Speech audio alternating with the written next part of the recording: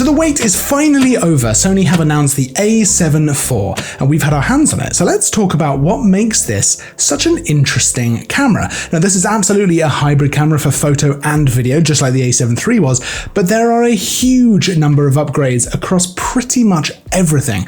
And we see features from cameras like the A1, the a7S III, and the a7R IV pulled over to this camera as well. So first up, a new 33 megapixel sensor with a new Bionz processor, which means you're getting lovely detailed images with more flexibility to crop in post without losing detail, and that new processor means better details in darker areas of your photos. You combine that with a CF Express Type A card, and while it's still 10 frames a second for continuous shooting, the buffer is now up to over 800 shots, and that's without any stutter that you might sometimes get with the a7 III. Now, image stabilization is upgraded here as well, with 5.5 stops of IBIS and an active mode for smoother handheld video, which is great for movement without a gimbal. Now, this might not be the best image stabilization we've ever seen, but it certainly helps with longer shutter speeds, and of course, as I said, handheld video as well. And speaking of video, this is a big upgrade over the a7 III, and the a7 IV is absolutely a viable option for professional videographers. Now, we're talking 4K up to 30p, downsample from 7K with a full frame readout. We've also got 4K 60p in the camera, albeit with a Super 35 crop, which is essentially an APS-C crop.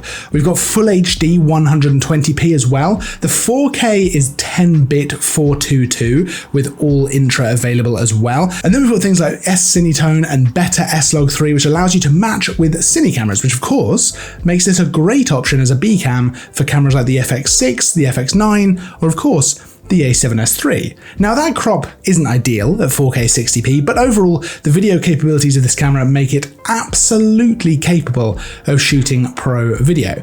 But let's talk about the autofocus, because this is where Sony always shines the brightest. That's no different here as well. 94% coverage. It's faster than the a7 III, which certainly isn't a slow camera, but I could definitely feel the difference. You've got IAF for humans, animals, and birds, and that's in both stills and video, as well as real-time tracking, including touch tracking for movies. And as you can probably guess, the autofocus here is just industry leading. The eye tracking is outstanding. Here's some footage of my subject turning around, moving back, and then running at the camera. And as you can see, it tracks her eye perfectly the whole time. That's in video.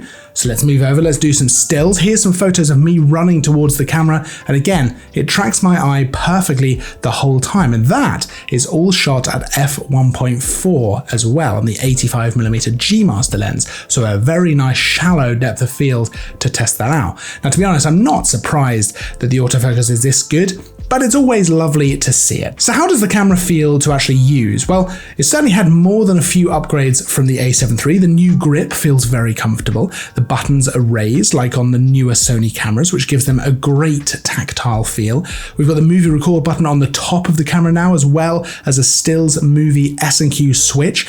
But the biggest change of all is definitely the vari-angle screen, which personally I absolutely love. It makes portrait shooting with the LCD screen much easier. I love it for shooting video, especially of yourself. If you're a YouTuber or a video content creator and you need to film yourself, it's very useful to be able to point the screen so you can actually see it while filming.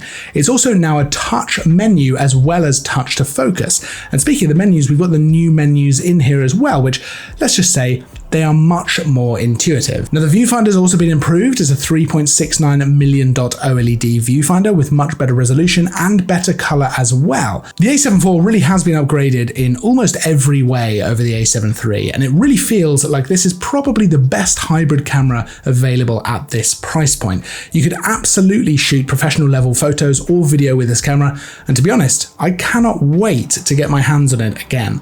Make sure to check out the camera in the link in the description. Give us a like if you enjoyed the video, subscribe for more. I'll see you next time, and as always, thanks for watching.